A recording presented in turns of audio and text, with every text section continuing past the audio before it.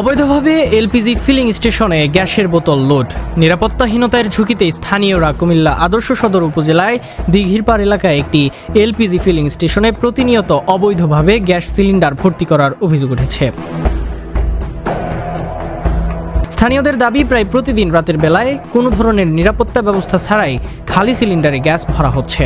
এতে করে যে কোনো সময় ভয়াবহ দুর্ঘটনার আশঙ্কা তৈরি হচ্ছে। বিশেষ করে ফায়ার সেফটি ব্যবস্থা, প্রশিক্ষিত কর্মী বা প্রয়োজনীয় সরঞ্জামের অভাবে এলাকাবাসী আতঙ্কে দিন কাটাচ্ছেন। স্থানীয় একাধিক ব্যক্তি জানান, বিষয়টি সংশ্লিষ্ট কর্তৃপক্ষকে জানানো হলেও এখনো পর্যন্ত কোনো কার্যকর ব্যবস্থা গ্রহণ করা হয়নি। তারা দ্রুত প্রশাসনের হস্তক্ষেপ কামনা করেছেন। এ বিষয়ে সংশ্লিষ্ট কর্তৃপক্ষের দৃষ্টি আকর্ষণ করে এলাকাবাসী অবৈধ কার্যক্রম বন্ধ ও যথাযথ নিরাপত্তা নিশ্চিত করার দাবি জানিয়েছেন। মোহাম্মদ সিয়াম হোসেন, কুমিল্লা ক্রাইম বার্তা।